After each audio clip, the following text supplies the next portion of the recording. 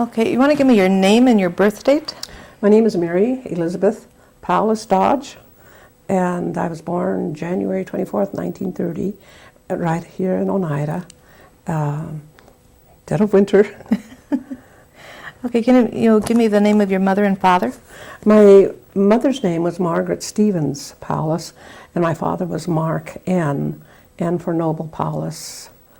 And How about your grandparents? my grandparents, my mother's parents were Hannah Webster and Edward Stevens.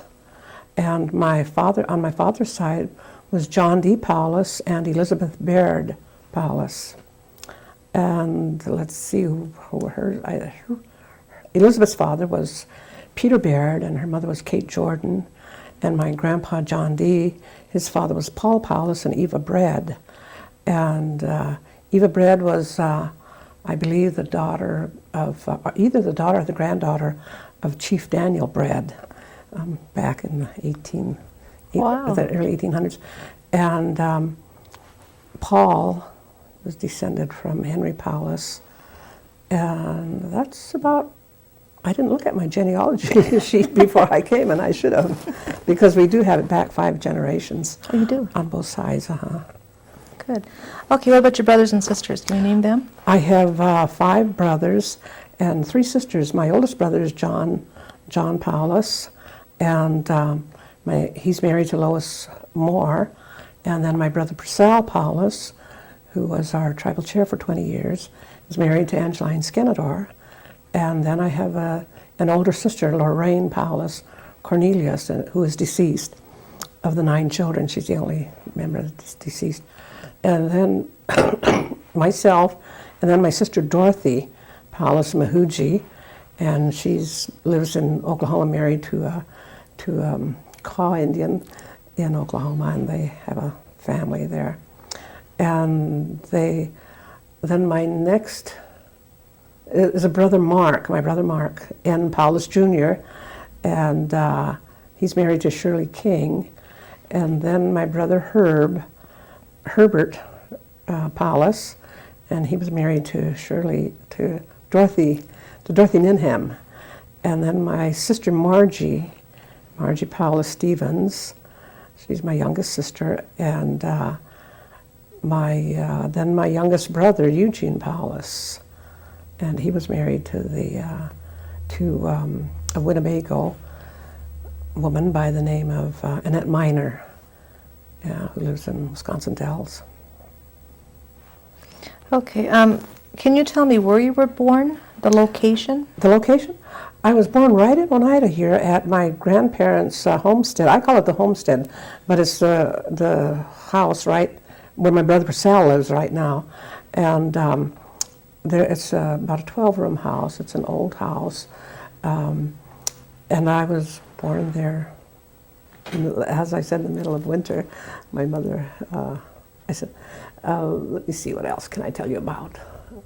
Describe the house for me.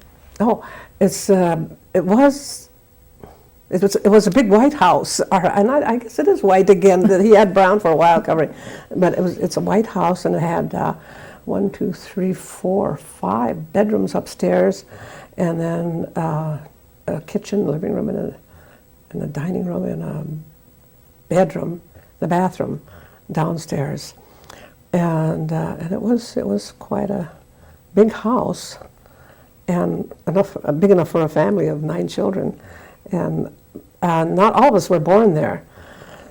But the year I was born, I was delivered by a midwife, and I think only 2 of my brothers and sisters, my youngest brothers and sisters, were delivered by Dr. Rose Minoka Hill of Oneida, the mother of Norbert Hill, the Norbert Hill family. And she delivered my brother Eugene and my sister Marge. And I was delivered by a midwife, and I believe she was Electa Baird, who lives down County U here, who lived. She's long deceased.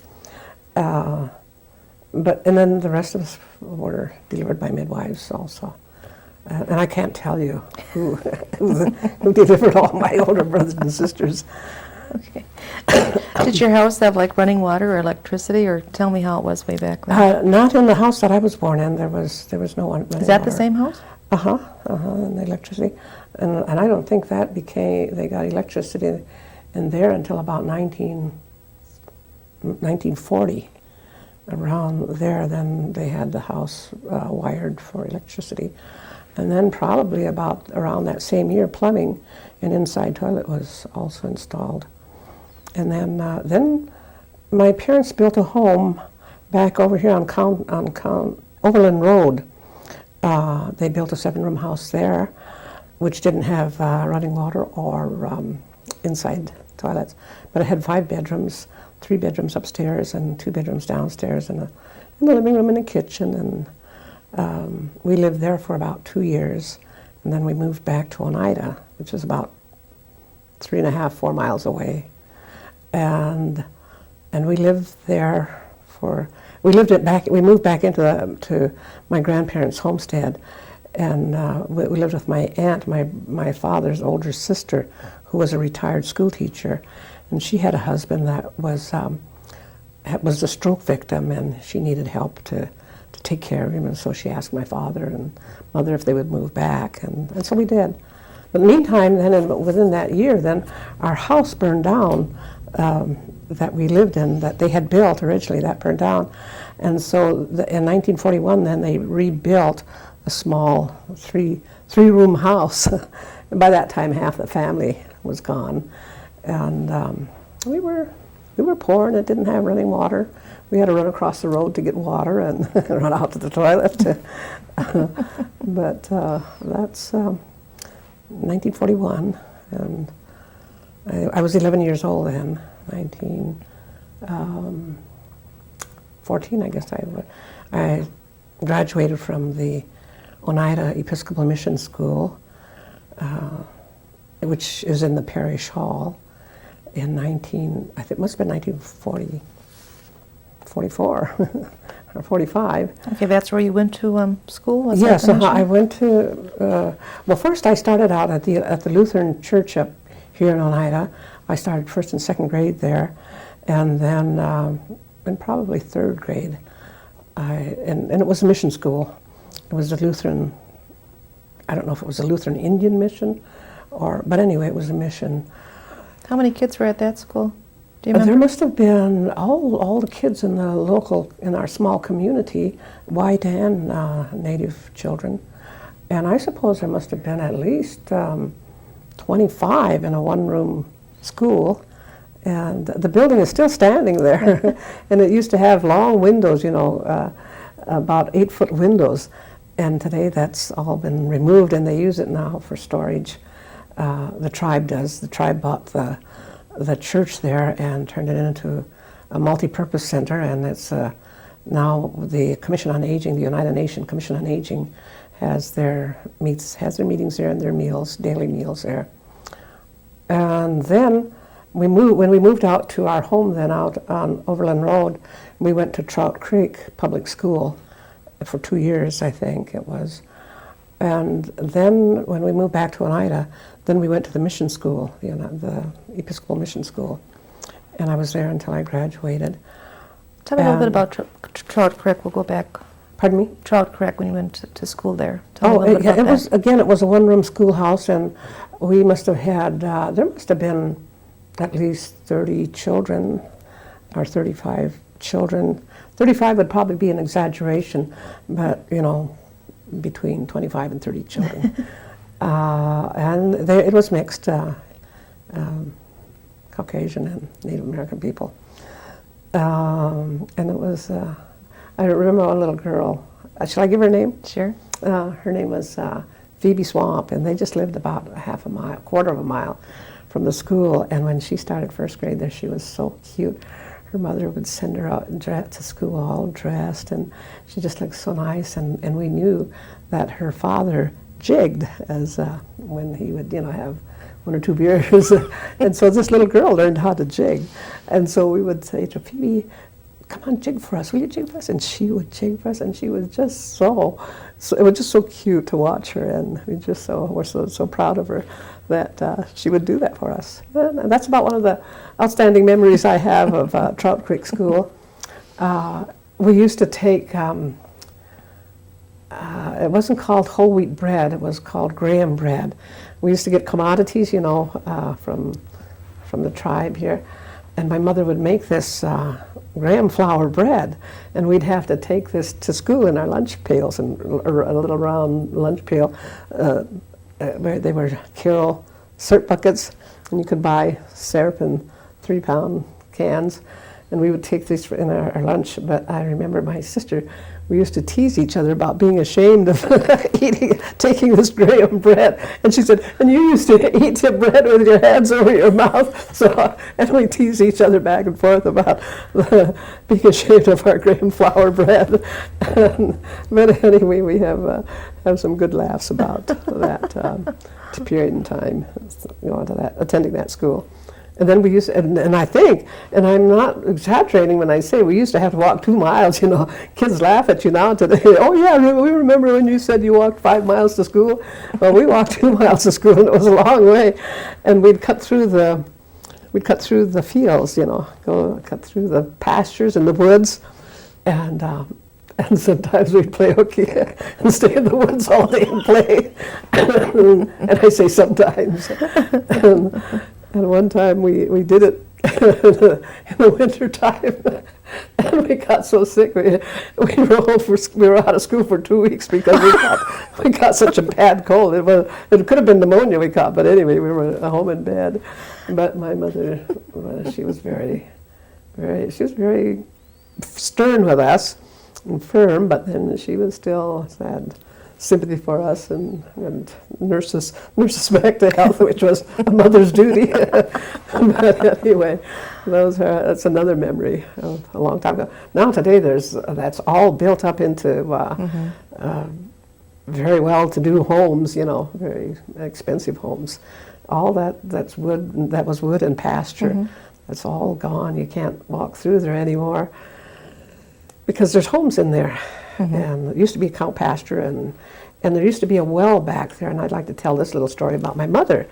My mother was one of 5 children that lived to adulthood, survived her. She had 2 older brothers and I think 1 or 2 younger siblings. But anyway, they all died. The older brother, one lived to be 14, and I think the other lived to be 10.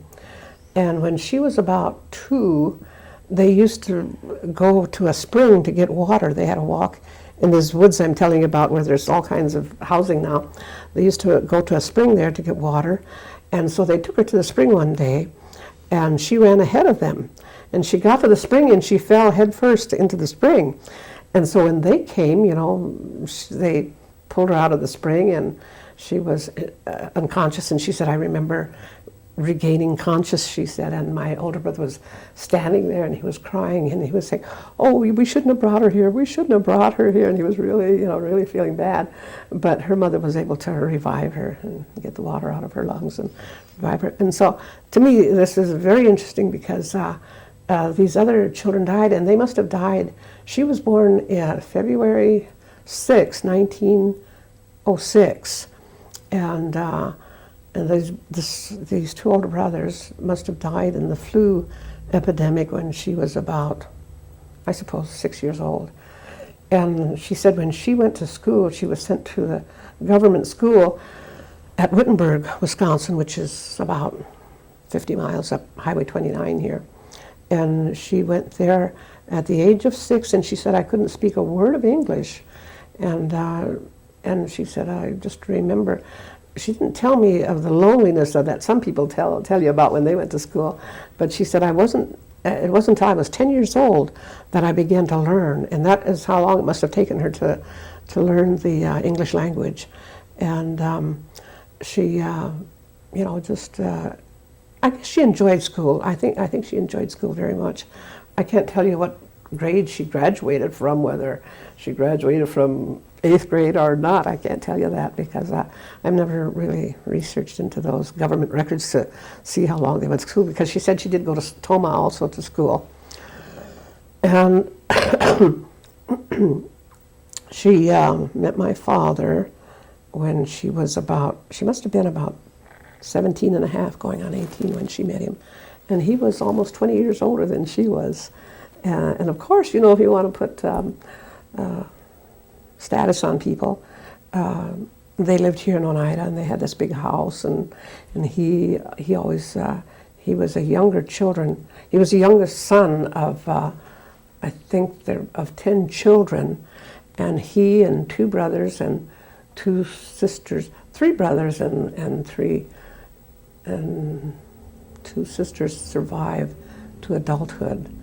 And of these 5, 3 brothers and he and 2 sisters, of these 6 children, my father, the 2 sisters married. The one sister had a child, a daughter born in 1900, turn of the century, and she lived to be 90 years old. And she was our only really first cousin that we knew. And then my father's older brother, he must have been born about 1880. My father was born 1887, the year that the Dawes Act was passed in Congress, where the government legally stole our land. That's what I call the Dawes Act. They legally stole our land when they passed this Dawes Act, because they allotted it to the members of the tribe. And within 30 years, we lost 60,000 acres of land. And so that's why I say, you know, it was legal stealing. And they did other treaties. But anyway, to get back to my father then, he was, in his family, he had this one brother that married, who was born in 1880, and he lived till 1917. Yeah, 1917, and he died, I think, in that flu epidemic in that time, and a male son. He had 2 children, and a male son died, and my father then, you know, survived and married. Then he met my mother in the early 20s, and she. You know, they just tell you bits and pieces. They don't ever. And I'm just so happy that my mother did tell me little anecdotes about her life, about her almost drowning and things like that. And what else would she say? Oh, another story she would tell me. She said, she said, your grandfather drank a lot, she said, and so we could never afford a buggy. And when we came to town, meaning coming to Oneida, she said we always came in the wagon, in the wagon, instead of, you know, hitching up the buggy and going to town in class, which was back in the 1910s, I suppose, up to 1920. But anyway, she said they couldn't afford a wagon, and so they called them the wagon people. And there's an Oneida word for that title, the wagon people, and she taught it to me. And when I was probably about 16, and now I'm 67, so I don't remember, I asked one of our elders, Amos Christian, how to say that word. And he said the word to me, and I tried to memorize it, but I just couldn't, and it didn't sound like the word that she taught me, because I think if it had been the word that she taught me, I would have recognized it when he told the word to me. So I guess, do you want me to go on, or? Sure. Oh, your mom and dad both spoke Oneida?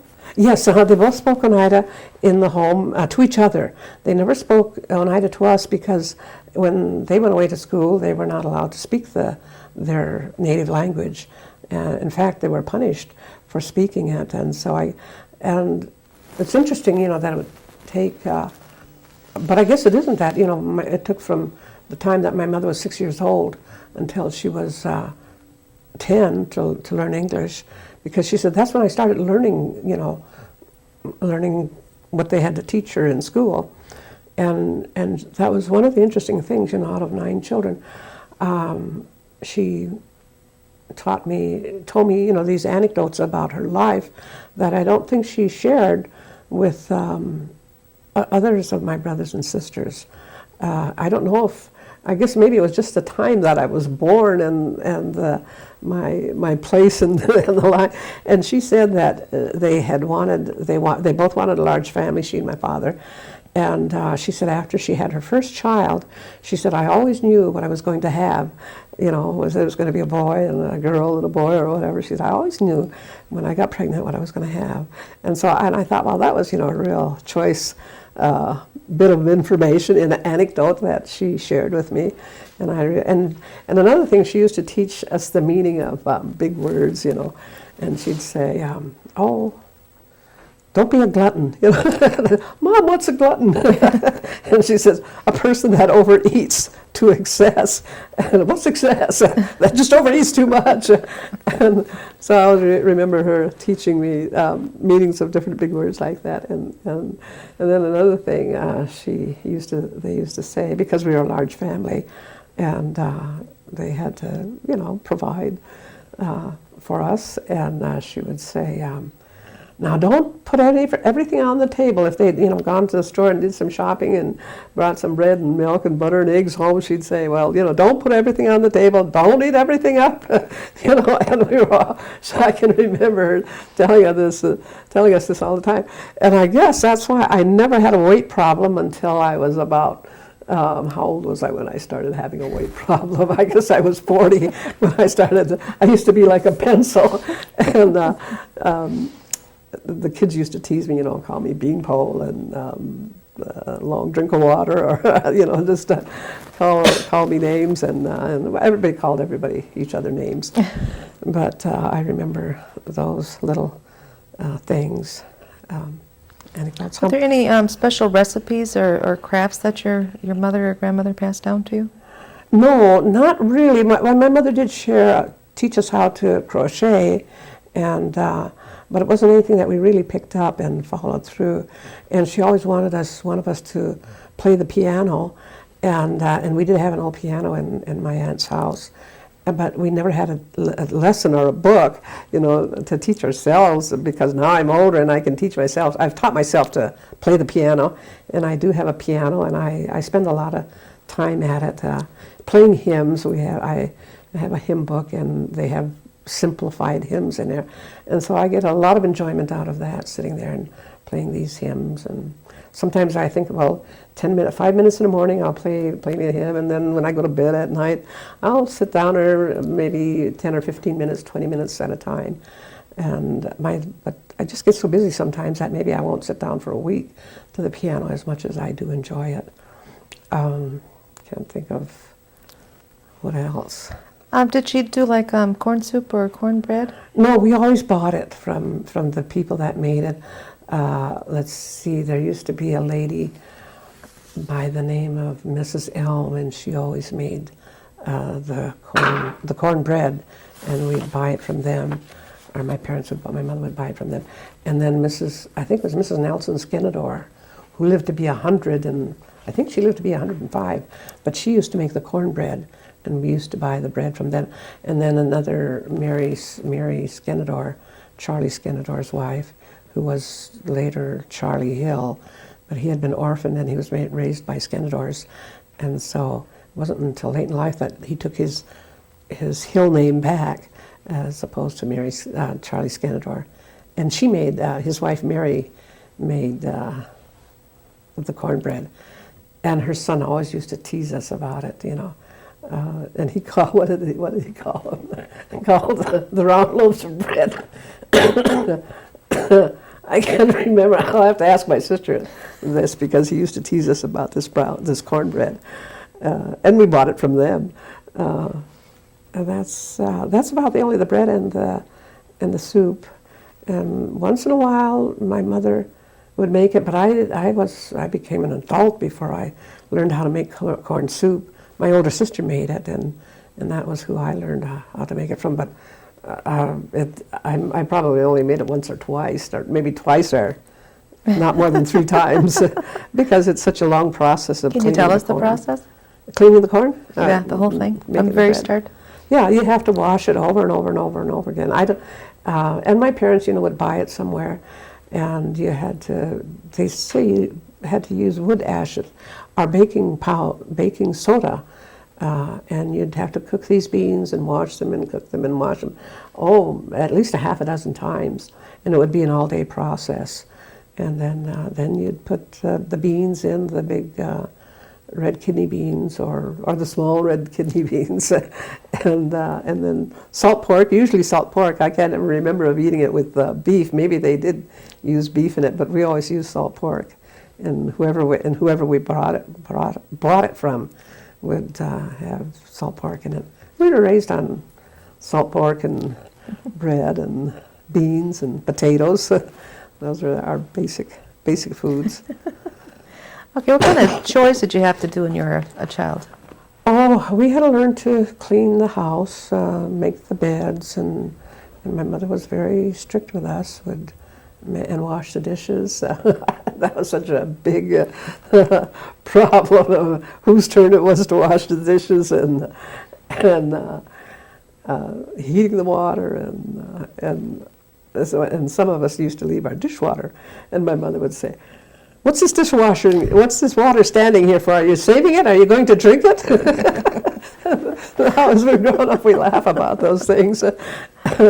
What else did she used to tell us? Was a favorite expression of hers of things that we should have done and didn't do. She would always tease us, and she had a good sense of humor too, and that's something I really appreciate, because you should learn how to laugh before you leave home and not be so shy. But we were very shy and timid children too. That was growing up. I played only with. We used to have the tavern keeper across the, and I think his name was Frank Coonan, and he had a large family, and he had two girls about the age of my sisters, and we used to play together. And What were their names? Helen Coonan and Esther May Coonan. And yeah, they were about the same age, and Esther May, I think, lives in Seymour. I see her once every 20 years. And Helen lives I think she lives in Green Bay, but I've only seen her once in the last 40 years, last 50 years. What kind of games did you play when you were?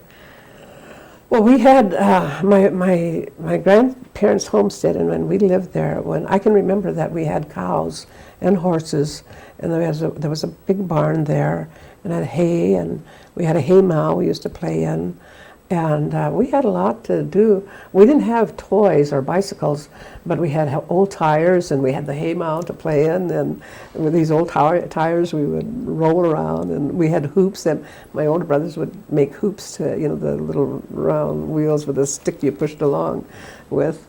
We had, so they were homemade toys, and then we had apple trees, and we always played under the apple trees, and we played house there, and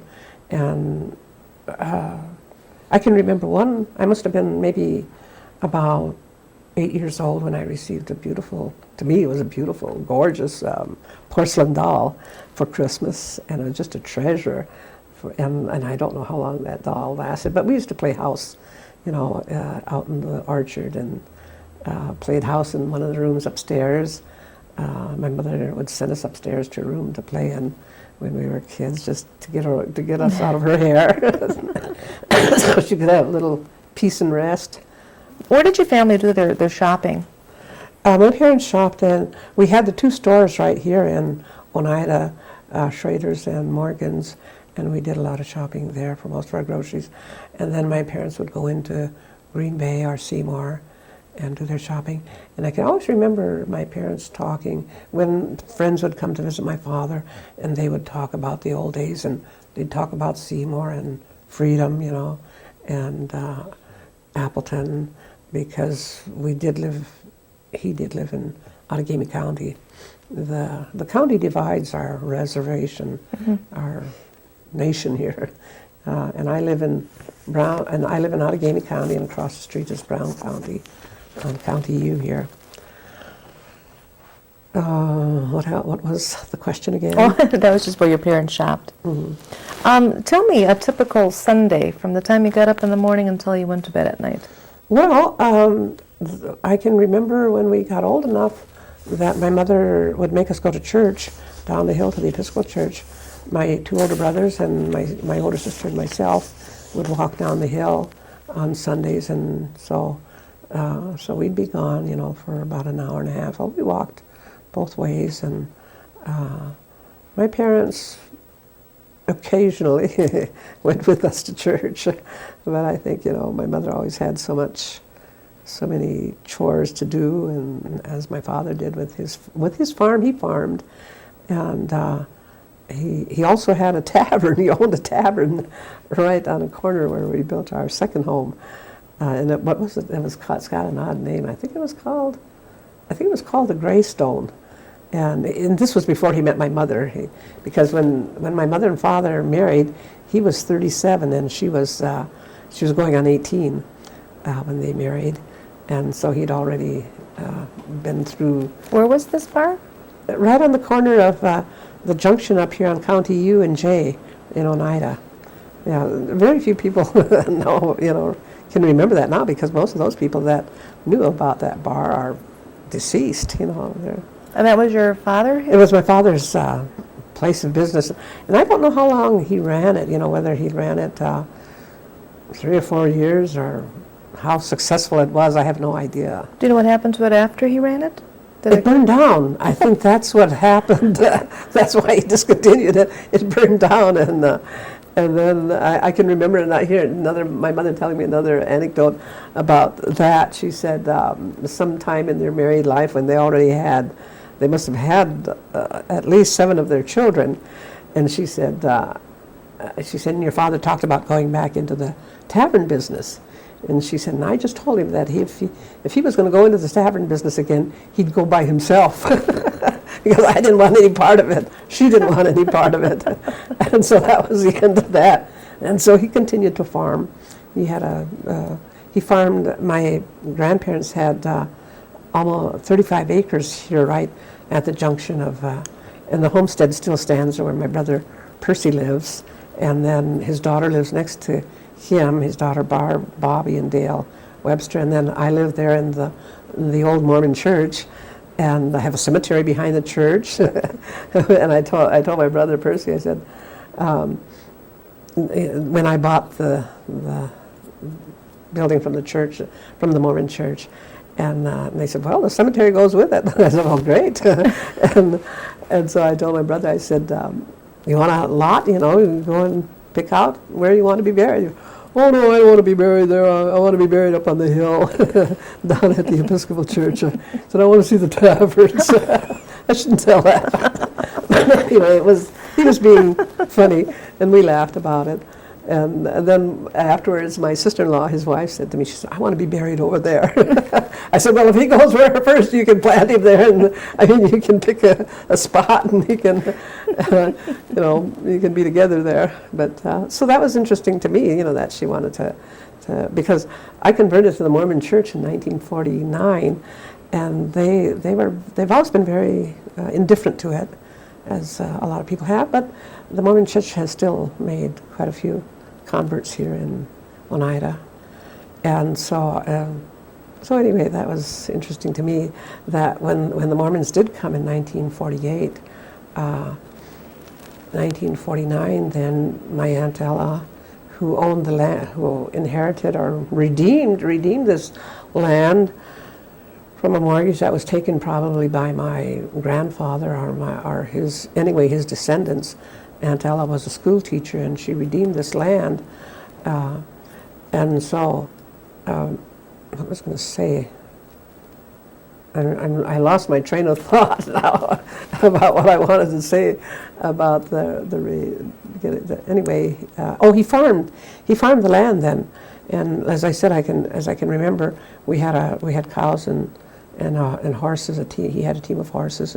I think he had pigs and chickens, and then he farmed. He grew like green beans, contracted with Seymour Canning Factory, and grew cauliflower, and contracted with Green Bay Food for the cauliflower. Like maybe altogether a total of 15 or 20 acres under cultivation. And then he worked on the railroad in the winter times to support his family, support his large and growing family. And my mother worked also, and we as children grew up working in the fields, hoeing and weeding, as when we were old enough.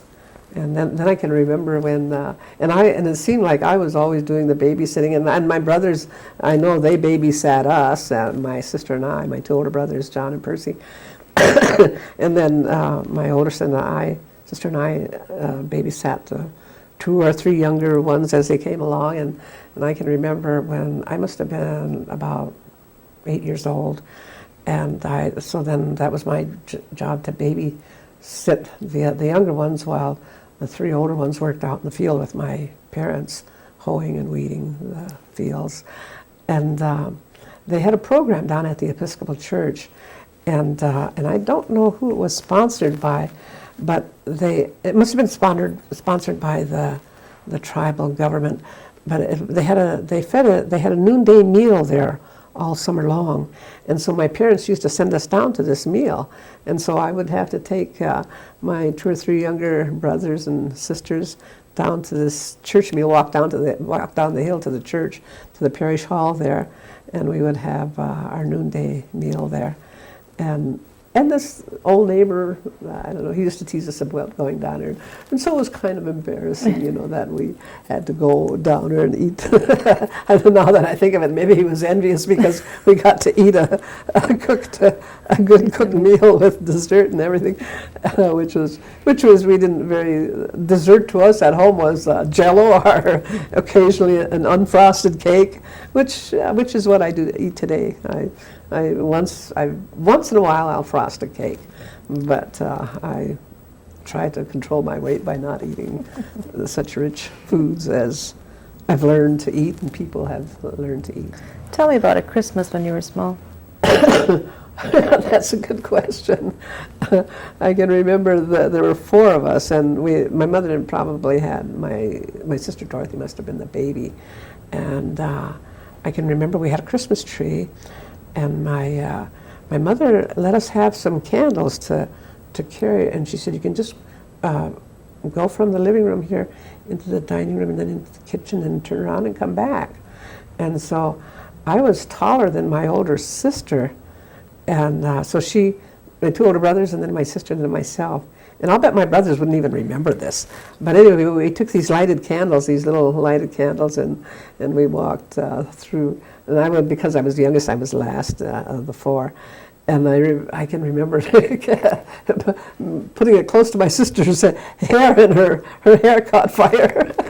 And anyway, there wasn't anything real serious, but it's just an incident that I remember a Christmas. And then another Christmas is when, and it could have been the year before or the year after, when I got this doll, this porcelain doll with the porcelain face, beautiful doll. And I can remember my uncle teasing me about, and he must have given me the doll. But anyway, he was teasing me about that. He was going to take that doll and burn it up if I didn't take care of it. If I didn't take care of it better than letting it just lay around. And then I really felt bad about it, and cried, I think. And he used to tease us like that, he'd really tease us and I suppose in kind of a mean way, but he was really good-hearted at the same time. He used to buy us candy. Let's see, another Christmas. Another Christmas I can remember is when we moved into our new home back on Overland Road there, and it was just a poor Christmas, and we wanted to have a Christmas tree, and of course my parents couldn't go to town and buy a Christmas tree. I guess they were just really hard up for money. And so, but we prevailed upon my mother that we would have a Christmas tree. So Grandpa lived right next door to us. He had a little log cabin there he had built and lived, not right next door, but, about an eighth of a block from us. And so she prevailed upon him to go out into the woods and get us a Christmas tree. So he did, because there was woods all around us. But he brought back a cedar tree. But we didn't care, It was cedar, it was green, and we had the cedar tree. I can remember standing in the corner of the house there, and I guess we trimmed it with popcorn, and I don't even know. We didn't have very many trimmings on it, but but it was Christmas, and it was a tree, and I can remember my mother saying, "Now this tree is not really the Christmas spirit." She said, "That's a pagan idea," and it is. It is. I later found out, but I accepted what she told me, as a truth, and she said, a Christmas tree is not she said, the birth of Christ, that is what Christmas is, she said. And we often forget what Christmas is about and who it's about. And so I really appreciated that, because now sometimes I can get excited about Christmas, but if I read the story, or hear the story, hear the music, that's Christmas to me. I mean, I don't have to have all these presents and this big tree and just a good meal. If we just had a meal with Jello and with cake at Christmas time, that was Christmas to us. And if she had a pot roast, we had, because we were a large family, and it was just really difficult to feed a large family. But we never starved. I can't ever remember being hungry, And then of course there were the commodities that. I can remember once my sister, we got some fresh fruit one summer when we lived back on Overland Road, and I think it was peaches or apricots. And anyway, my younger sister, just younger than me, she ate so many of these apricots that she got sick, and she just threw up and vomited, and we used to tease her about excuse me, used to tease her about eating all this fruit by herself. But I think we all did help her. And that's one thing too that helped us, was the commodities, and families. We'd go to there used to, and that building still stands by Morgan's store, and that was called the Relief Office. And I think they had that dentist in there at a time, but you could go in there, and get your commodities. That little house between. Yeah, that little house right by Morgan's store there, between Morgan's and Schrader's. It's not a little house. It must be. There must be about 3 bedrooms in it, and then a living room, then in the kitchen, inside toilet. And it's a shame, that it's gone to ruin. It's kind of an eyesore there. Tell me about Hoyan. Hoyan, that was an important Christmas holiday, not for us, because my mother would never let us go Hoyaning. She said, that's going begging, and she didn't want, us to all her children to be out begging like that. My older brothers, they might have gone, on their own and sneaked out and done it, but she would never let us kids do it. So I can't ever remember of, going from house to house.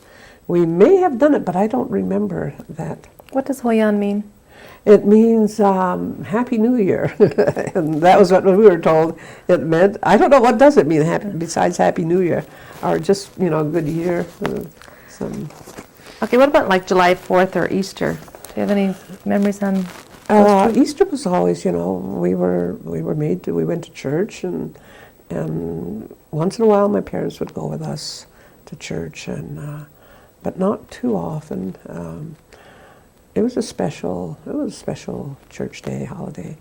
And 4th of July, we always, my parents, my aunt then would come out from wherever they were with the Bureau of Indian Affairs service work, and her husband worked for the Bureau of Indian Affairs, and they were in places like Minnesota and Montana and Nevada, and they would come home and visit, usually around 4th of July. And so we'd have people from Milwaukee that would come out and visit and come over to our place. We had the big house there, and people would come and spend the days. And it was from years gone by, during my grandmother's day, and I never did know any of my grandmothers, and I knew only one grandparent, and that was my grandpa Ed Stevens. But my grandmother, Lizzie, they called her Lizzie Paulus, Lizzie Baird Paulus. She used to run this big house that they had as a rooming board. It was known as a rooming house, they didn't call it a hotel, but she took in boarders, and so she was very successful at doing this, and she was a very hard worker. And I've always been so disappointed, that my Aunt Ella, who lived to be I think she lived to be 85, that she never told me things like my mother told me, never shared any historical things about her life.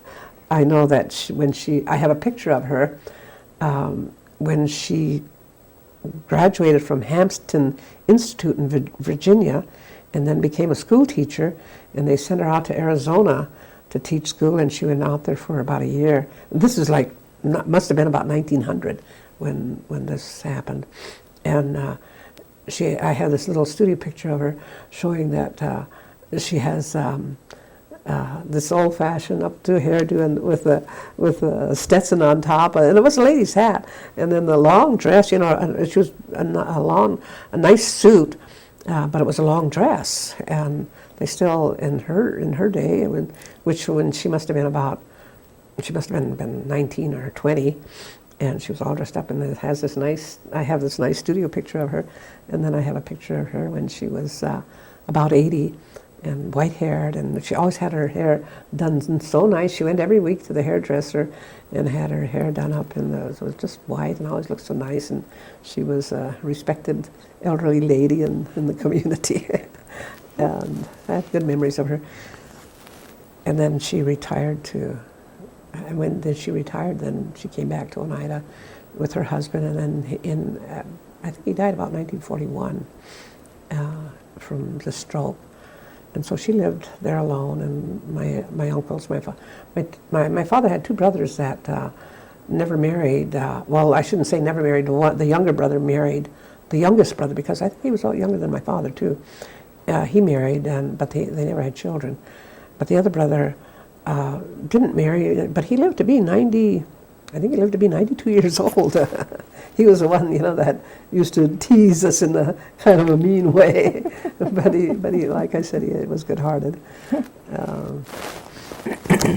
What happened when somebody got sick? Well,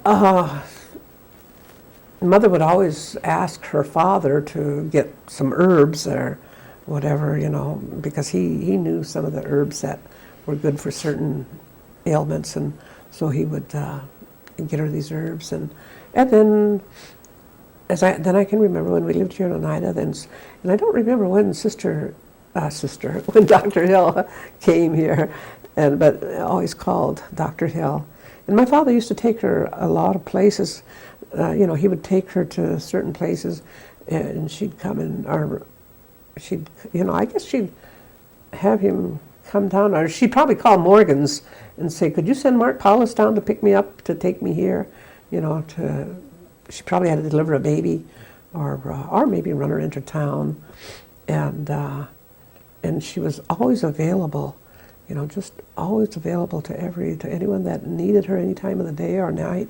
She would come, and then right across from Morgan's store, the house still stands there, and Morgan's daughter lives there, but they had she had an office in there, and it used to be the post office too, and then she had an office in the back of the house there, and I remember there was an elderly lady and her son that lived there, and then when she died, then I don't know whether the tribe bought it or who bought it, and they made it the post office, and then Dr. Hill had her office in there, and I'll have to tell this story, and I don't mean to embarrass anybody by it, and especially Dr. Hill's relatives or anything, but it's just children, my younger sister hurt her finger. She got her finger caught in the door, and kind of mashed it, and so it really hurt, and she cried, and carried on. And so my father said, "Well, go take her across the street over to Dr. Hill's and have her look at it, have her fix it up." And so I think there were three of us, and I was the oldest, and then her, and then it was then my brother Mark, I think. And so we went over to see Dr. Hill, and we told her, "Our dad sent us over, and we want you to look at her. She smashed her finger in the door."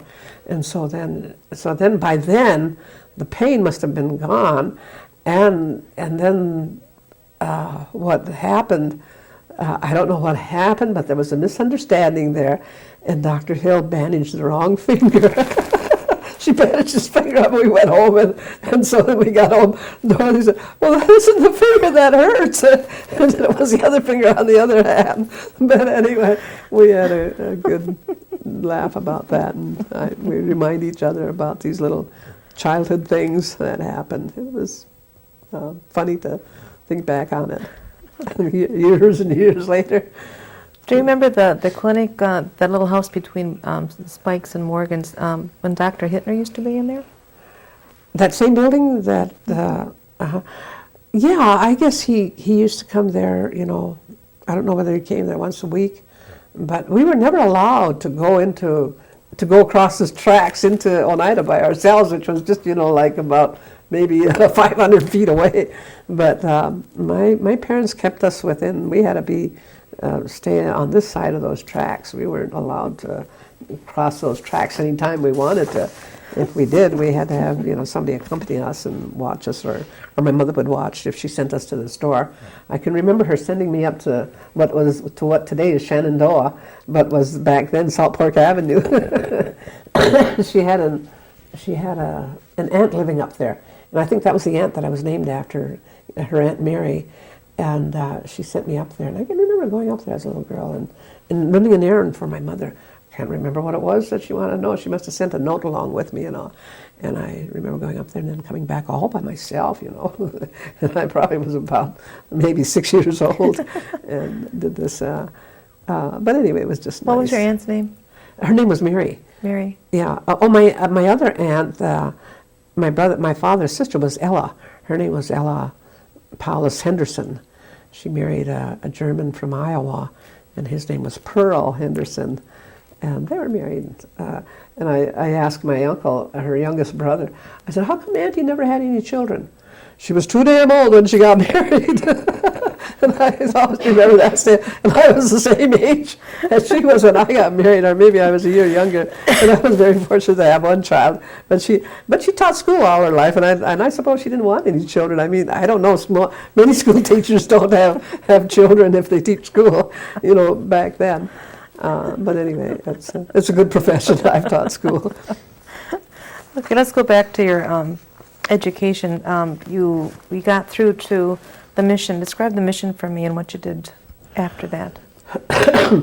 We used to go down there every day, and there were nuns living there. There was a Sister Philippa who used to teach us religion in the morning. You know, we had to memorize all the books of the Old Testament and the Lord's Prayer, and I really appreciated, you know, having been taught these things, because later on when I joined another church, I was able to appreciate what I did know about the Bible, the Old Testament, and the coat of Joseph, the coat of many colors in the Old Testament, and you know, just different stories that we had to learn. And then we had this religion class. I don't know whether it couldn't have been every day. It must have been maybe 2 or 3 times a week. And then one day a week we had to go to church in the morning. You know, after we got to school, then we would go across the street to church and it was always, you know, a nice trip for us to get out of class and to walk across the street and spend an hour in church and then come back to our classes. And then they served meals right there in the hall. In the parish hall, they had 2 rooms on each side of the parish hall. On the one side was the elementary, and then on the other side was what is today, I guess, the middle school. You know, the 6th, 7th, and 8th grades. And I graduated from 8th grade there, and we went into Green Bay at the Bay Theaters, where they held the graduation for all the schools and all the kids in the school district, and we had to walk across the stage and get our diplomas, and that was exciting. That was nice. And then the next year we were bused into Green Bay to Washington Junior High School, which was on the east side of Green Bay. They didn't bus us over to West High or what's the name of that middle school? It was junior high then. I think it was Lincoln Junior High, or I don't remember. But anyway, we were bused across town, I guess. Excuse me.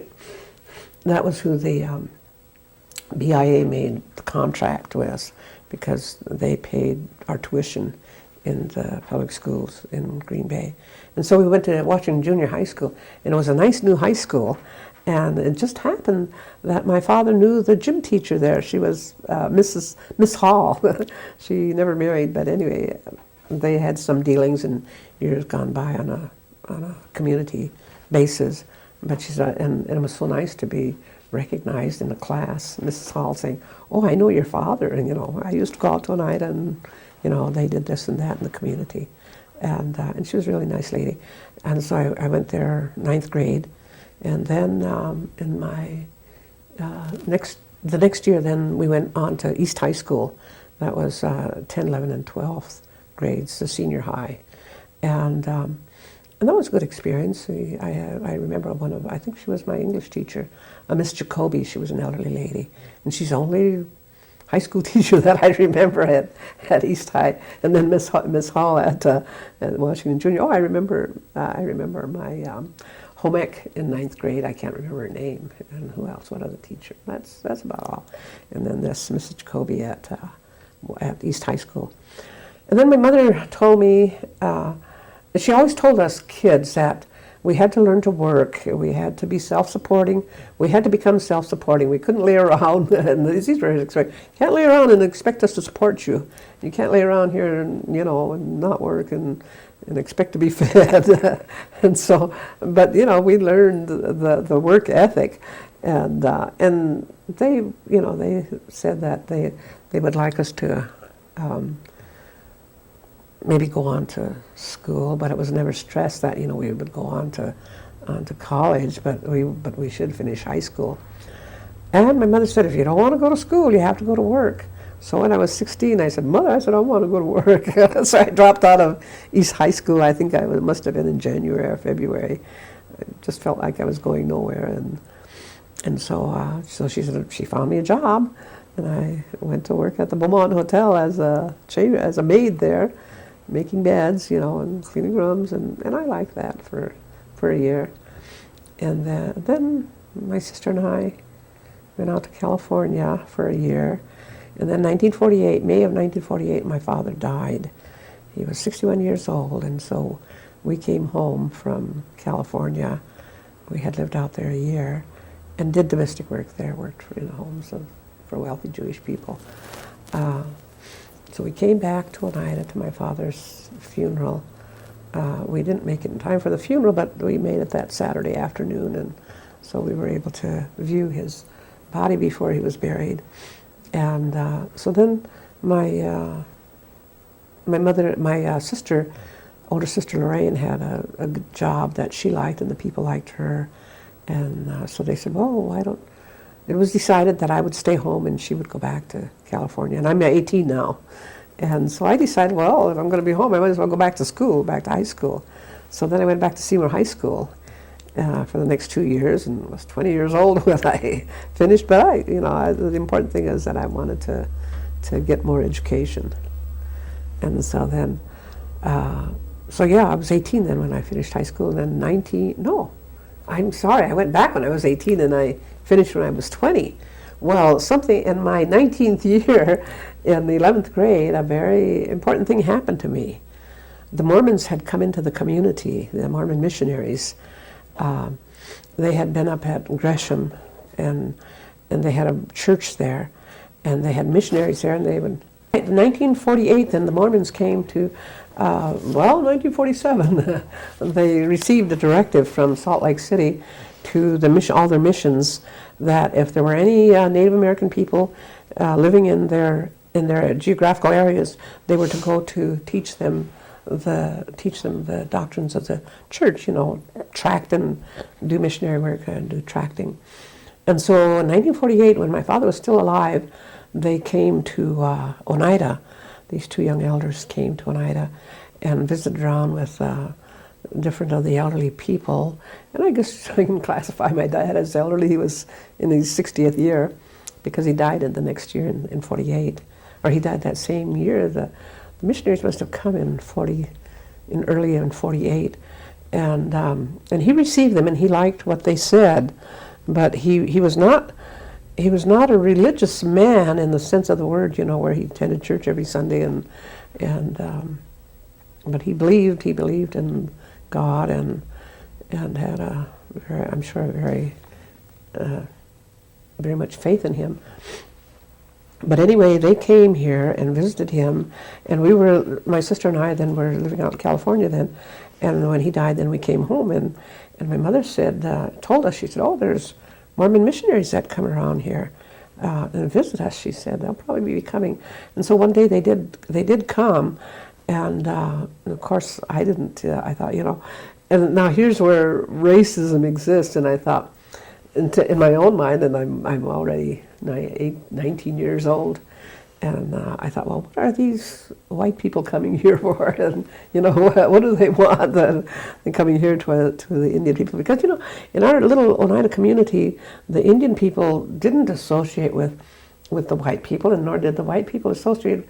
Just in unusual cases, like your mother and your father has a degree of Indian blood in him, I guess. I don't know, but anyway, there was very little mixture of white and Indian, and we were just raised that way to be. And even when we went to school, we didn't mix in with the white kids. We just kept in our own little clusters there. And I don't know if it was because, I just don't know why. Just I suppose it's just because of the way you're brought up in a small community that you just don't integrate, freely. And we were poor people, we didn't go to school dressed in class, we went in just our poor. We were poor, we didn't have a new pair of shoes we may have had a new pair of shoes at the beginning of the school year, and maybe one got a pair at the end, but as children we always went barefoot, all summer long, and so we came from a very poor community, and I'm getting off the subject again. I can't. All right, to get back then to the Mormons, I thought, well, why are these white people coming here, and who are they? What have they got to say? So one day my mother said to me, she said, Mary, she said, I'd like you to hear what these Mormons have to say. She said, I like what they say, she said, and I want you to hear it. And my mother never asked me to do anything, that was out of the ordinary. And so when she asked me to do this, I thought, well, Mom, okay, if that's what you want to do, I'll go with you. And so they had rented some rooms from my aunt over in the homestead. And so we went over there for a meeting with them. And they told us the Joseph Smith story. That was the first lesson they give you, is they tell you about this young man, Joseph Smith. And when I heard that story, I thought, wow, this is really something, that these people would come here and tell us this story, of Joseph Smith having a vision at the age of 15. He wanted to, in his community back in upstate New York, they were having religious revivals. And this church would say, well, come here, we have the truth, and the Methodists and Presbyterians and I suppose the Catholics, and they would say, well, no, we're the true church. And so Joseph Smith said, well, which of the churches are true? Which one shall I join? Now, his mother joined the Presbyterian, his mother and some of his brothers joined the Presbyterian church. And he was interested, he kind of liked the Methodist church, and he thought, well, maybe I'll join the Methodist church. And one night he was reading in the Bible, in the New Testament, in the book of James, the first chapter, and it said, if any of you lack wisdom, let him ask of God, who giveth to all men liberally, and upbraideth not, meaning, he won't scold you for asking him something. And he said, but you must ask with faith, and you can't be like a wave of the sea driven with the wind and tossed. You've got to really have faith to receive an answer to your prayers. And so Joseph Smith thought, well, if anybody lacks wisdom, I don't. I'm only 15 years old, and I don't know which of all these churches to join. And so then after he had read that scripture and thought about it, he thought, well, I've got to ask, It tells me I have to ask. So he went out into the woods near his home, and he knelt down in prayer, and he prayed, and he said, lo, and behold, this bright light appeared, and in this light stood two personages, and they introduced himself. One was God the Father and his Son, Jesus Christ. And the Father spoke to Joseph, and he said, this is my Son, Jesus Christ, and hear him. And then the Savior asked Joseph what it was that he wanted to know. And Joseph said, I want to know which of all the churches I should join. And he said that he said they're quoting a scripture from Isaiah in the Old Testament, chapter 29. It says that, he said, these people are good, They draw near unto me with their hearts, but they draw near unto me with their lips, and with their mouth they do honor me. He said, but their hearts are far removed from me. And he said, you, Joseph, are chosen I will restore my gospel, my authority to preach in my name and to teach in my name to the earth again. I will give you my priesthood. You will receive this priesthood, and you'll become what is known as a prophet. You're called to be a prophet. And so this, really astounded this young boy. But he believed, and he said I couldn't deny it, And so the first thing that he went to do after he had this vision and was told these things, he went and he told this Methodist minister. And this man laughed at him, and he said, there's no such thing as angels and heavenly messengers and visions. He said, those are gone, they're past. But Joseph Smith said, well, I know what I saw, and I cannot deny it. If I deny it, I'll be held accountable for this. And so he couldn't deny that he had this vision and what was told him. And then he waited 3 years, and then one night he prayed again, and in answer to the prayer, he had another vision, and within this vision came this angel, and he was called, he's called an angel, but he was a resurrected being that had lived on this continent about 1,000 years ago. About 421 AD he lived here, and he was given records of his people that had come here 600 BC before Christ. A man from Jerusalem, who lived in Jerusalem by the name of Lehi, was told to leave Jerusalem because of the wickedness there. The people had become very wicked. They denied God, and they worshipped idols. And God said, I'm going to destroy this city because these people have turned away from worshiping me. And so Nebuchadnezzar came down and captured the house of Israel and destroyed the city of Jerusalem and carried away many of the Jewish people captive to his kingdom. But before that, this man Lehi was told that he was to leave Jerusalem with his family, and the Lord would take him to another land which would be choice above all other lands, and he brought them here to America. Then they came down into Arabia, at the coast of Arabia, or the Gulf of Arabia, and they built a ship there. And in this ship, then he brought this family over to America. And this is 600 BC. And they built up a great nation here. And the Native American people are the remnants of this man Lehi that came here. And he kept records with him. He brought the records from the Old Testament, the Book of Moses. He brought those 5 books of Moses with him up until the time of the prophet Jeremiah. And so these things are known today as the Book of Mormon. They're not just parts of them are in the Book of Mormon is mostly a history. It's a religious history of these people from the time they left Jerusalem until they came over here to America and built up a great nation. And they separated. They became 2 nations of people, and in 428. And then I must tell this, is that when Christ was crucified on the cross, he died and buried, and then he resurrected. Well, after his resurrection, he came here to America, and he visited these people here, and that's recorded in the Book of Mormon. And he told them pretty much the same things to these people here that he told them in Jerusalem. And he taught them how to pray. He gave them the Lord's Prayer. And he leaves out one phrase in the Lord's Prayer that is different from the Lord's Prayer that we find in the New Testament. And that's interesting. And I have told some friends of mine, you look this up, I said, and tell me what he left out in the Lord's Prayer that he taught over here to the people over here in America. It's just one phrase that he leaves out. And it's give us this day our daily bread. That is what he taught them over in Jerusalem when he was there. But when he came to America here and he taught them that prayer, he leaves out that phrase. And I've wondered, why he left that out. And I have my own idea about it. But anyway, so then Joseph Smith organized his church, and and then it grew. This was in 1820 when he had his first vision, 1846 6, I think, the Mormons went west then to Utah, and the church grew up there. They lived in polygamy for a short period of time and had many children. And many of the missionaries that came out to teach us came from polygamous families, because they had been persecuted, and a lot of their men were killed, and they fought in the battles, the Civil War, and they fought in the winning of the West and the losing of the West to the Native American people.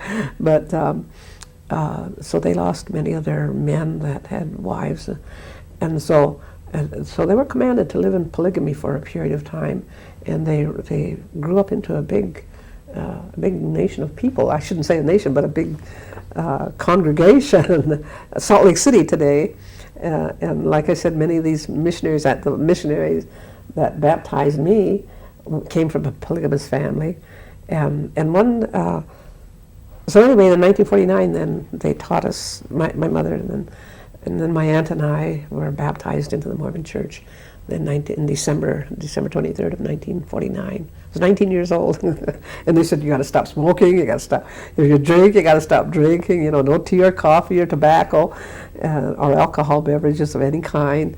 And I thought, because I believed in the Joseph Smith story, it wasn't a difficult thing to stop smoking. And then my mother, and this is a nice thing about my mother, she always taught us not to smoke. She said it's a filthy habit, it's a nasty habit, and she said, and the poorest people smoke, meaning the Indian people. And she said, and she said, they're the ones that smoke.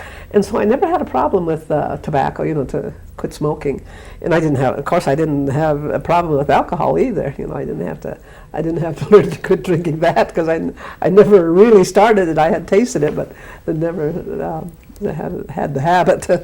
And so that was, and then my life changed completely there.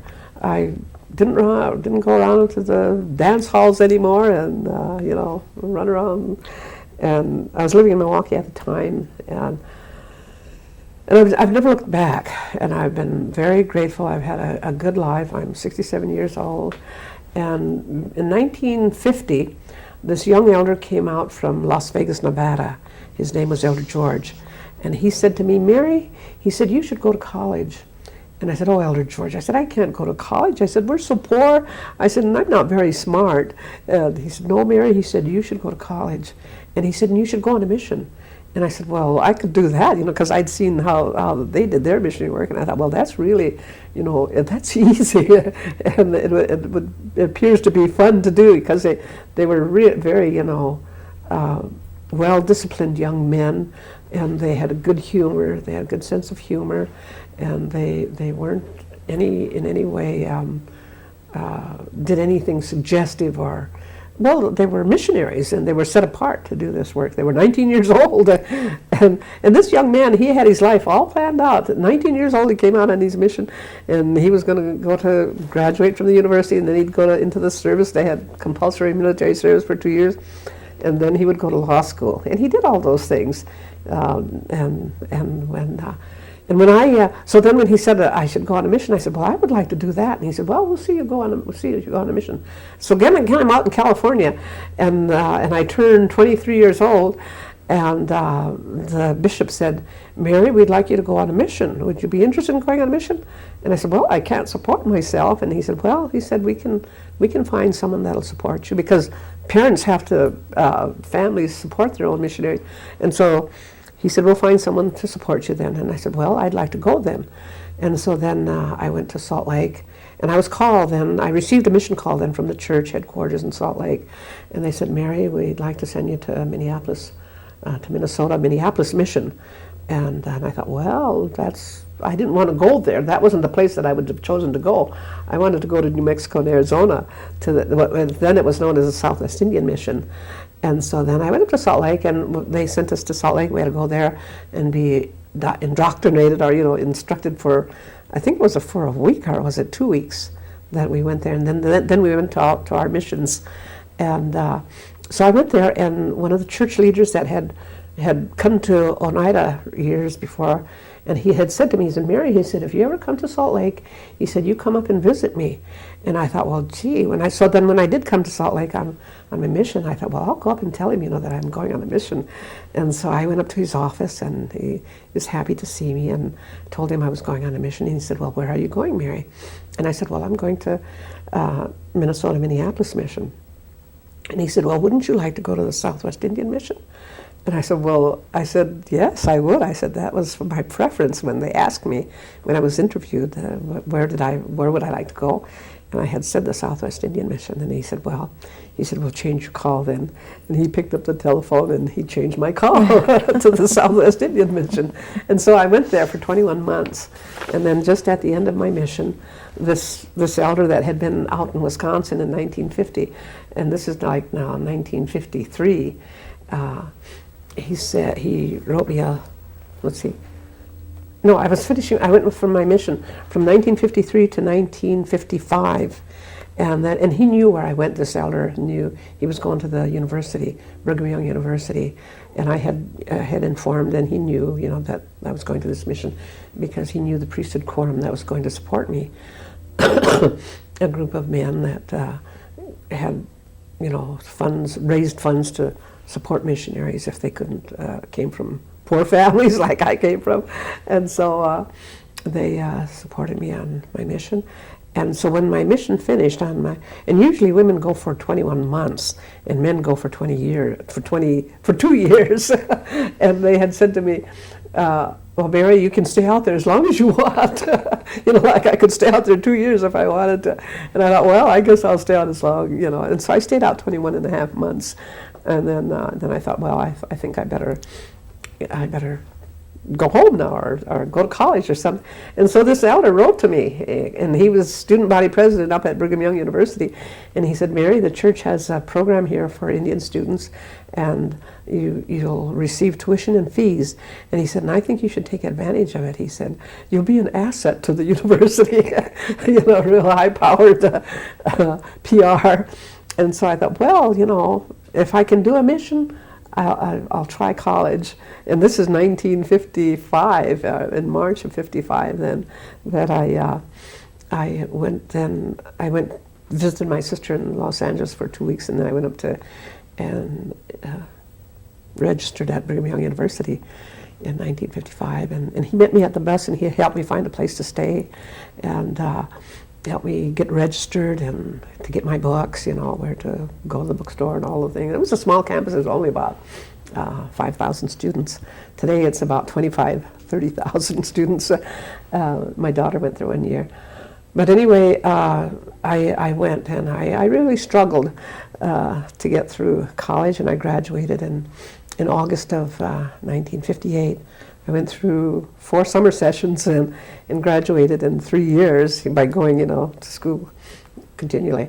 But anyway, when I graduated, I was back there about 10 years ago, and I heard Andrew Young, the black mayor of Atlanta, Georgia. He spoke at one of the functions there at the university, and I happened to attend it. And he said, I didn't graduate from college magna cum laude. He said, I graduated, thank you, Lottie. And that's the way I graduated, thank you, Lottie. And I've just been very blessed and privileged to have been educated at that year in my life. I was 28 years old when I graduated, 1958. And I taught school. I went to taught school in Canada and on the elementary level. And one of the most important things, and maybe we can close with this, is a scripture that is taken from the Doctrine and Covenants. Among our scriptures, we got 4 sets of scriptures. First is the Holy Bible, the Old and New Testament, and then we have the Book of Mormon, and then we have what's called the Doctrine and the Covenants, and that's a book of about it must be 200 and some pages. Oh, it's 500 and... Well, anyway, it's a good-sized book, and I've read it, I've read it maybe half a dozen times. But there's a scripture in the 130th section of this Doctrine and Covenants, and it's verses 18 and 19, and it says, Whatever degree of intelligence you attain unto in this life, it will rise with you in the resurrection. And if a person gains more knowledge and intelligence by his diligence and obedience than another, he will have so much the advantage in the world to come. And this is profound. And I've had to read it many times to realize how profound the statement is. And then in the next verse it says, there is a law irrevocably decreed before the foundations of the earth, or there is a law irrevocably decreed in heaven before the foundations of the world, that whatever blessing we receive from God is by obedience to the law upon which it was predicated. And this, is if we go to school and educate ourselves, it's because we put forth the effort and we obeyed a certain law of the work ethic and the study ethic and going to the university, matriculating and then graduating. And so that's, and this applies to everyone, not just to the Mormons, but to everybody that receives any kind of blessings or treasures or whatever you want to call it, goals in life, whatever goals we achieve in life, it's by obedience to the laws that the Creator laid out for this earth that He created. And another thing He says, worlds without number have I created. He says, if you can count the stars in the heavens, you can count my creations. And that is a profound, mind-boggling to me, but it's a marvelous thing that, this life is just a probationary period. We learn how to live in these bodies of flesh and bone, and we will become. And here's another doctrine that John Smith taught. He said that as man is, God once was, and as God is, man may become. And I think, wow, He is our Father, and we can become like Him. And so we will, according to our goals in life, we'll be able to go on and become creators in one sense of the word or another, whatever the case may be. But that's a marvelous thing. And that we're put here to learn how to live right. And He's told us, He said, Adam fell that men might be, and men are that they might have joy. And He has given us our free agency to choose either good or evil. And if we choose good, then we will be rewarded according to our understanding of good. And if we choose evil, we'll also have to suffer the consequences for that also. It's been my pleasure to be here with you this afternoon or this morning. Let me ask you one more question before we end up. What advice would you give to the younger generation? I would give them the advice, and I'm giving it all the time now. Get your education and learn to talk with God. Pray and ask Him for help, because He has said, that whatever He asks, and if we ask in faith, He'll give it to us. But we must ask Him. And He says, the Savior taught this little story. He said, if your child asks you for a piece of bread, would you give him a fish? Or if he asks you for a piece of bread, would you give him a stone? Or if he asks for a piece of meat, would you give him a serpent? If you ask for fish, would you give him a serpent? That's it. And he said, no, you don't do those things, do you? You don't give your children. If your child is hungry and they ask you for food, you make them a sandwich, and tell them to wait till dinner time. But you feed them because you love them and you want them to be happy. And he said, and that's the way it is with our Father in heaven. If we need something, ask Him, and He'll give. And so that's what I tell young people. I said, ask, learn to pray and talk to the Lord and ask Him to help you. I'm telling my own children who were raised in the Mormon church, I tell my son, he's 24 years old, I said, have you said your prayers today? and he said, yes, Mom, I did. And I said, well, are you praying for your mother? Yes, Mom. And I kind of tease him that way to let him know that I am concerned. And he has these problems, and I said, well, that's because you're not praying. You're not asking for the help you need. Okay, one thing we didn't touch on is your husband's name and your kid's name, if you want to just... all right. Could I have to blow my nose. I can cut this down. I met my husband. Okay. We're going. Okay. Is it ready to go? Yep, we're going. Oh, all right. I met my husband in 1968. And I was 38 years old at the time, and and the reason it took so long, and I get after him about this, I used to get after him, he's deceased now, but we met through his aunt. I'd been teaching school out in Canada, and his aunt and my mother were very dear friends, and they came out to visit me, and so we drove back to Wisconsin, and we were coming back, and Aunt Leah said to me, she said, well, what? She said, did you find any men out there? And I said, no. I said, there's nothing in there. And she said, well, what are you looking for in a man?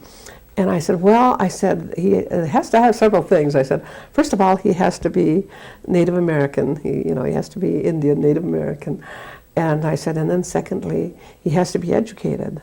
Because I'm educated, and I want to marry someone that's educated, and those are the two main things that he has to be. And she said, well, and I said, and he could be a lawyer. She said, oh, she said, I have a nephew that's studying law. I said, you have? I said, you've never told me about him. But the key word was when I said law, if he was, and she said, and his father's a lawyer. And I said, well, introduce us. And so about 2 years from the day that she told me, I finally met him. So I was 36 when she told me about him. And so it took 2 years to meet him, because he lived up in Kashia, in Neopet. I lived down here, and we didn't have any, goings on. But the way her older sister, had married this man named Al Dodge, and they had one child, my husband. And he's just a year younger than I am. And so anyway, I said, well, I didn't call her aunt then. But I said, well, when are you going to introduce us? So we went up there one summer. That first summer she told me about him, we went up there, and he wasn't home that weekend. He was working he worked for the Division of Highways in Wisconsin Rapids. He had graduated from the University of Wisconsin at Madison in 1960. And so he was working there, and so when his mother walked us out to the car, I said to her, I came up here to meet your son. And she said, I'm so sorry. She said, this is the first weekend he hasn't come home. She said he's taking flying lessons, and so this is one weekend that he decided to stay there and go out flying that day. And so she said, well, come up next weekend. And I said, well, if I can, I will. But I couldn't come. I had to go back to Utah, and then back to Canada to teach school another year up there. And school started on the 1st of September, and this was like the 1st of August that we went up to visit her. And so I didn't get back to see her. I went back and taught school that year, and then I thought, well, I think I'll go back to school and get a master's, or maybe go to law school. And so I came back to Wisconsin in 1968. And that summer, Norbert Hill was having a big homecoming event, and they had it at West De Pere Fairgrounds, and they had Will Rogers Jr. come out, and so we'd sold tickets, and he put on the show for us, and so I said to Leah, I said, why don't you invite your sister down and her sons, and her son down? And she said, yeah, that's a good idea, I'll invite them down. So she invited them down, and they came, and I was selling tickets in the ticket booth there, and they came through the line, and so then she introduced me, and we couldn't talk because the ticket, selling tickets, and so so anyway, afterwards, and when the show started and so forth, and then I was talking to his mother, and I said, tell your son that I'm listed in the phone book, and give me a call sometimes. And so, sure enough, this was on Saturday night, and Sunday night he stopped by to see us, but we weren't home. And he left a note saying, I stopped by, but you weren't home, and I'll call you on Tuesday. So sure enough, he called me on Tuesday, and he said, I'll come by Friday night, and we'll go. Would you like to go out? And I said, sure. And so Friday night he came by and picked me up, and we went to Seymour Fair on our first date. And then I would see him once a week. And then this was through July, and then into August. And then one day one date then he invited me to a wedding of his friend. His cousin was getting married. And I thought, oh, this guy's thinking about marriage, and so am I. I mean, we're both 30 years in our 30s, and we both know we want to get married.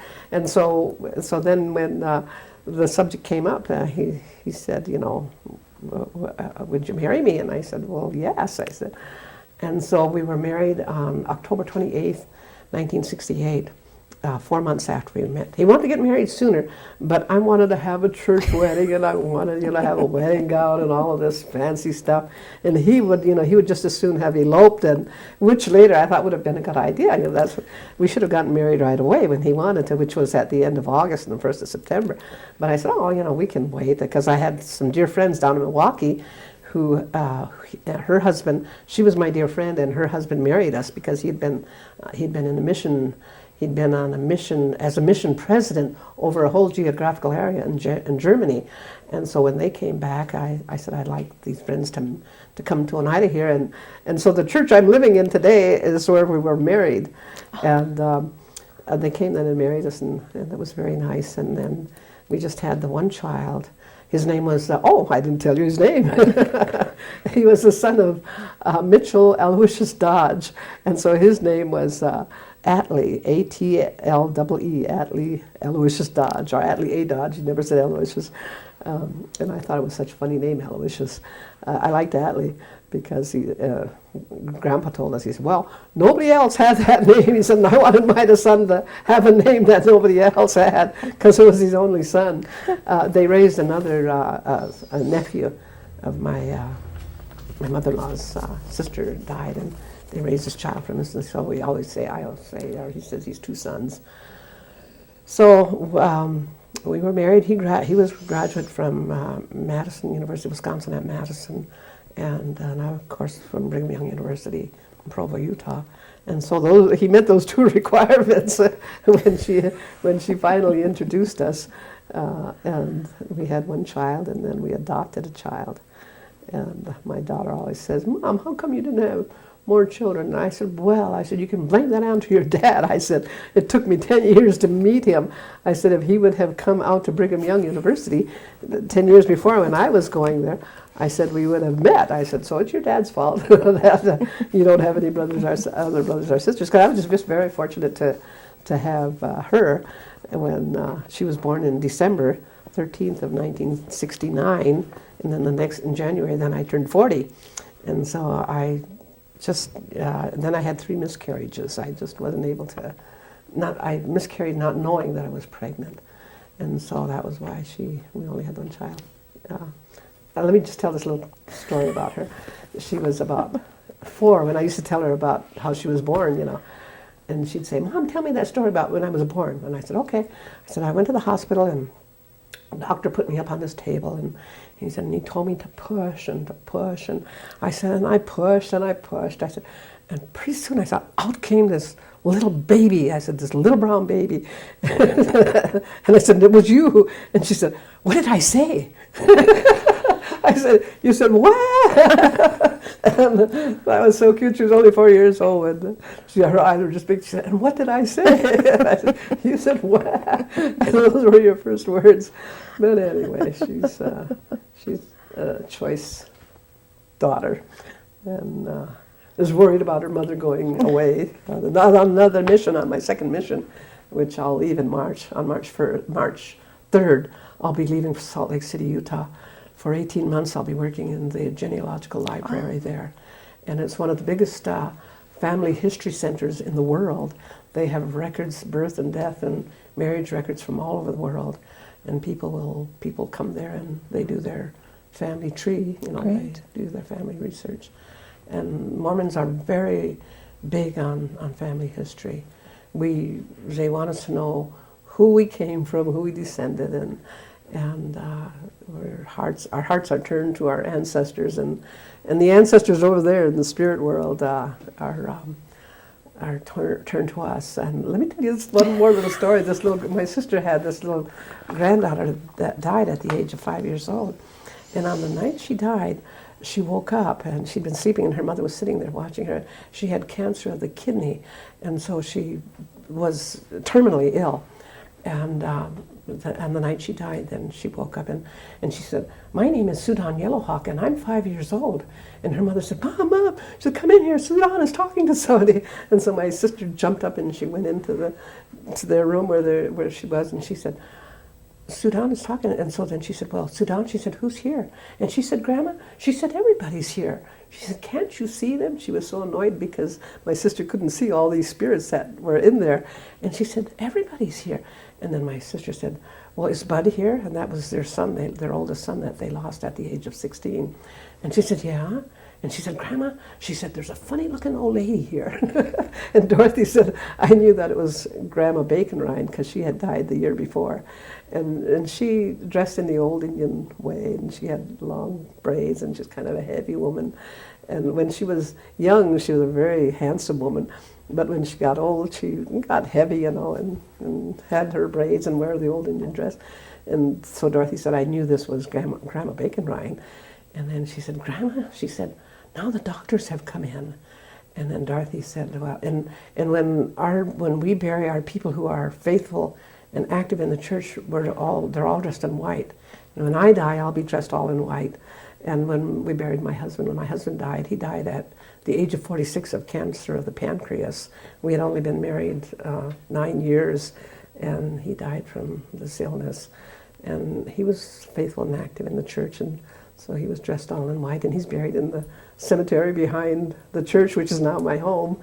And so I have a real close feeling there. I don't have to go very far to visit my father, to visit my husband or my mother, my aunt and my uncles, and then my brother has one child buried there. And I guess we better end it here. It's 5 minutes to 12. Okay, Mary.